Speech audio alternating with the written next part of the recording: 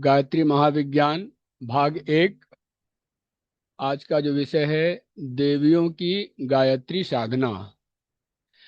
प्राचीन काल में गार्गी, मैत्रेयी, मदालसा, अनसुईया, अरुंधति, देवयानी, अहिल्या, कुंती, शतरूपा, वृंदा, मंदोदरी, तारा, द्रौपदी, दमयंती, गौतमी, अपाला, सुलभा, शावती, उषजा, सावित्री, लोपामुद्रा, प्रतिशेयी, वैशालिनी, बैंदुला, सुनीति, शकुंतला, पिंगला, जरुत्कार, रोहिणी, भद्रा, विदुला, गांधारी, अंजनी, सीता, देवहूति, पार्वती, अदिति, सची, सत्यवती,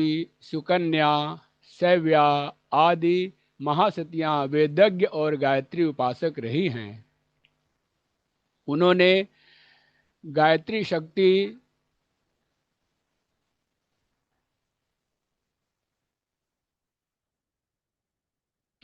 उन्होंने गायत्री शक्ति की उपासना द्वारा अपनी आत्मा को समुन्नत बनाया था और योगिक सिद्धियां प्राप्त की थी। उन्होंने सधवा और गृहस्थ रहकर सावित्री की आराधना में सफलता प्राप्त की थी। इन देवियों का विस्तृत वृत्तांत, उनकी साधनाओं और सिद्धियों का वर्णन करना इस छोटी पुस्तक में संभव नहीं है। जिन्होंने भारतीय पुराण इतिहासों को पढ़ा है वे जानते हैं कि उपर्युक्त देवियां विद्वता, साहस, शौर्य, दूरदर्शिता, नीति, धर्म, साधना, आत्मोन्नति आदि पराक्रमों में अपने ढंग की अनोखी ज्वालमान तारिकाएं थी। उन्होंने समय समय पर ऐसे चमत्कार उपस्थित किए हैं जिन्हें देखकर आश्चर्य में रह जाना पड़ता है। प्राचीन काल में सावित्री ने 1 वर्ष तक गायत्री जप करके वह शक्ति प्राप्त की थी जिससे वह अपने मृत पति सत्यवान के प्राणों को यमराज से लौटा सकी। दमयंती का तप ही था जिसके प्रभाव से कुचेष्टा करने का प्रयत्न करने वाले व्याघ्र को भस्म कर दिया था। गांधारी आंखों से पट्टी बांधकर ऐसा तप करती थी जिससे उसके नेत्र में वह शक्ति उत्पन्न हो गई थी कि जिसके दृष्टिपात मात्र से दुर्योधन का शरीर अभेद्य हो गया था। जिस जंघा पर उसने लज्जावश कपड़ा डाल लिया वही कच्ची रह गई थी और उसी पर प्रहार करके भीम ने दुर्योधन को मारा था। अनसुईया ने तप से ब्रह्मा, विष्णु, महेश को नन्हे बालक बना दिया था। सती सांडली के तपोबल ने सूर्य का रथ रोक दिया था।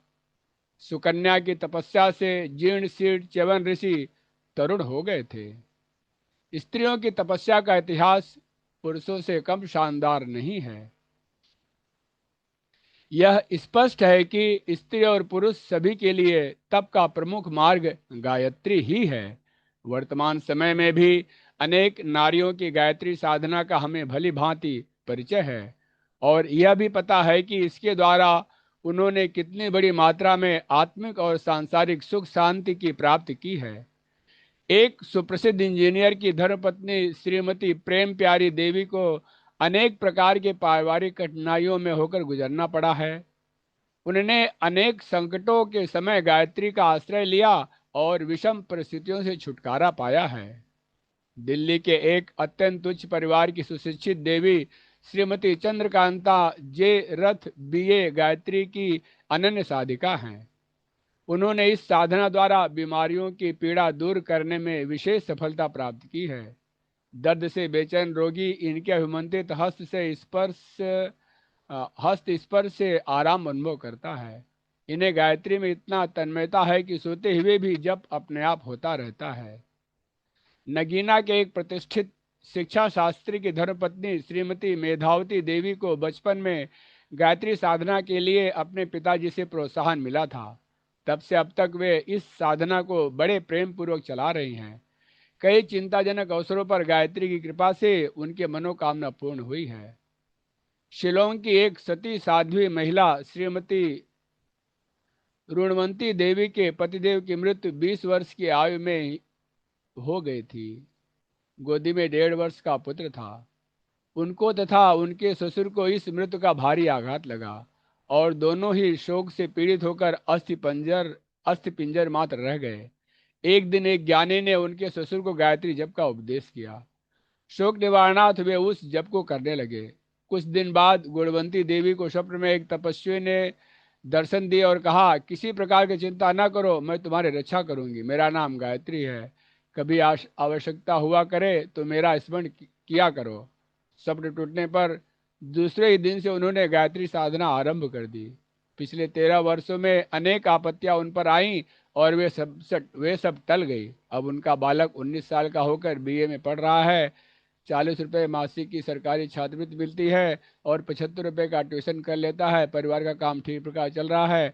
गायत्री पर उन्हें अनन्य श्रद्धा है। हैदराबाद सिंध की श्रीमती विमला देवी की सास बड़ी कर्कश स्वभाव की थी और पतिदेव शराब वेश्यागमन आदि बुरी लतों में डूबे रहते थे।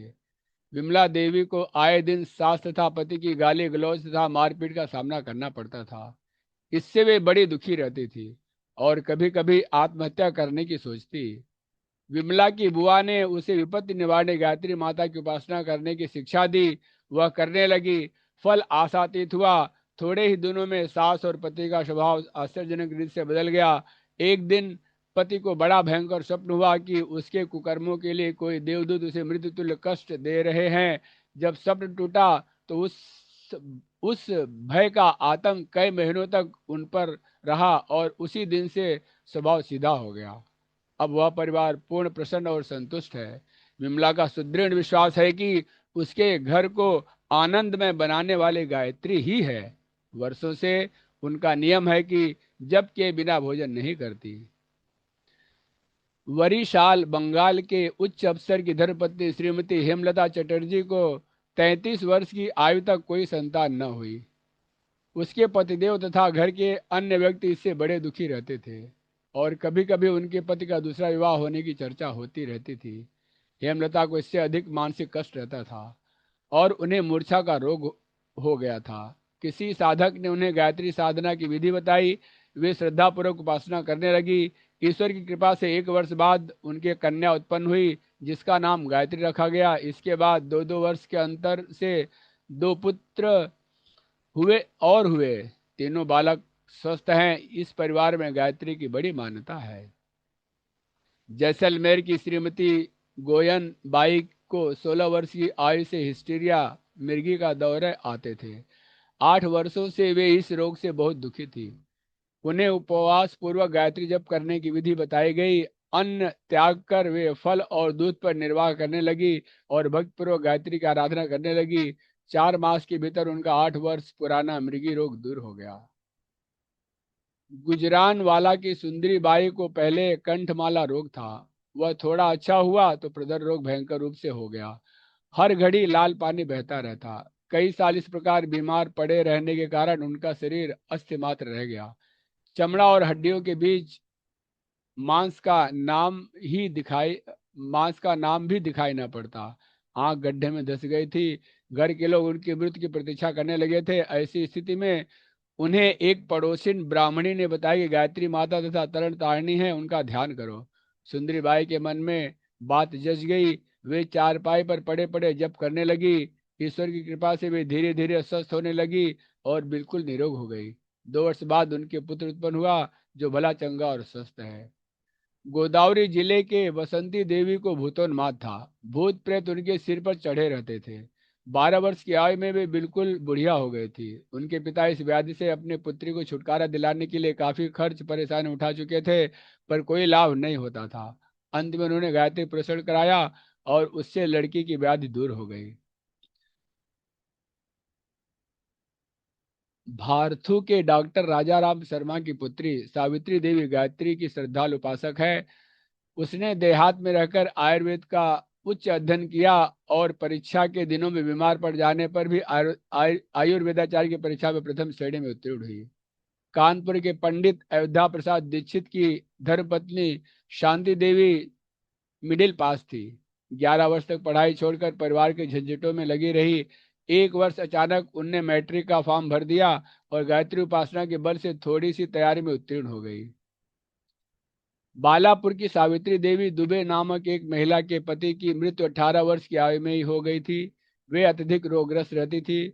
सूझ सूख सूख कर कांटा हो गई थी। एक दिन उनके पति ने स्वप्न में उनसे कहा कि तुम गायत्री उपासना किया करो, जिससे मेरी आत्मा को सद्गति मिलेगी और तुम्हारा वैधव्य परम शांतिपूर्वक व्यतीत हो जाएगा।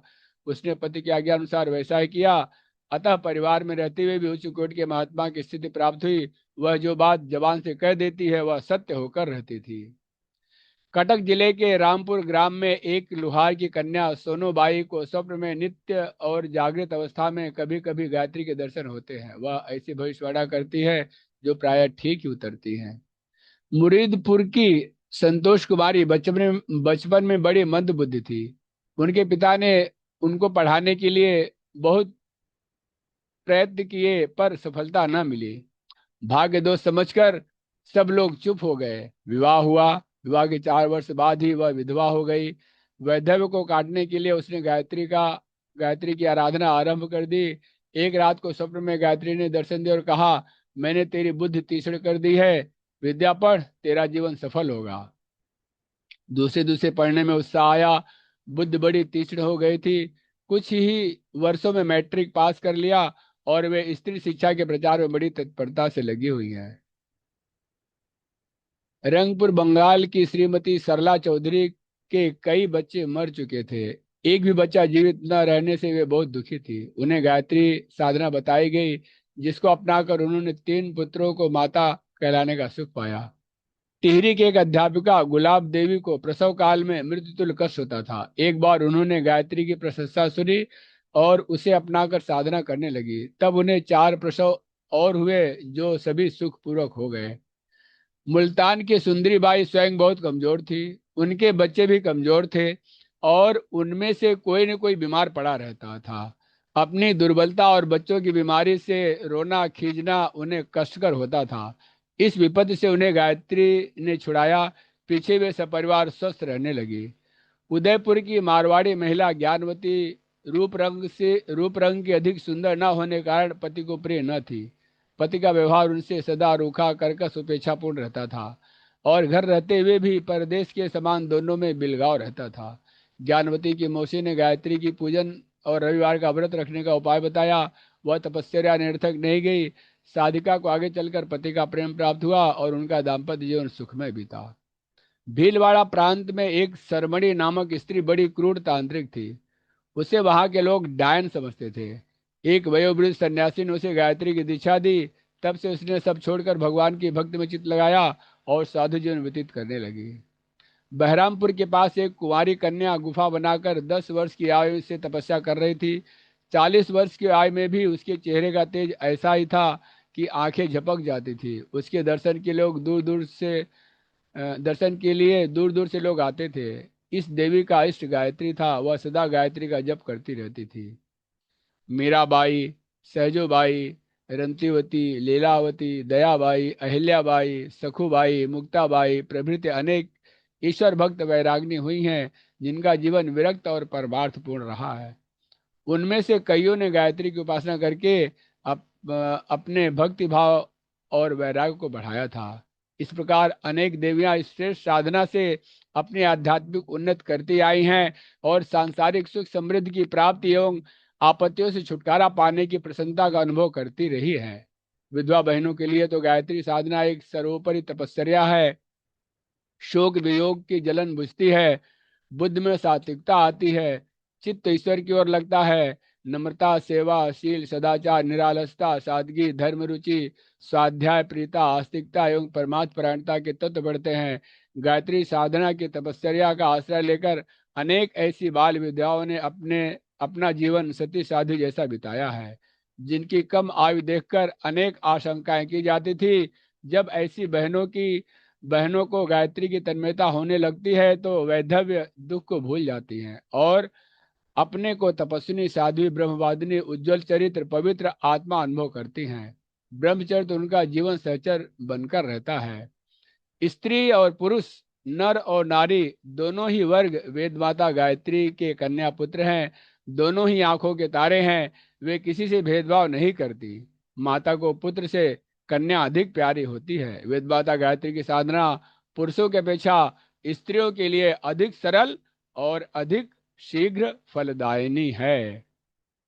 अगला विषय है जीवन का कायाकल्प। इसको कल देखेंगे। शांति पाठ।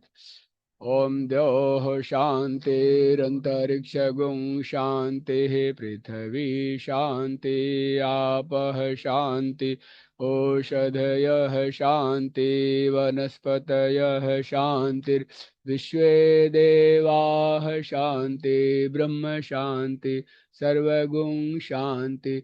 शान्तिरेव शान्तिः, सा मा शान्तिरेव शान्ति। शान्ति शान्ति सर्व शान्ति।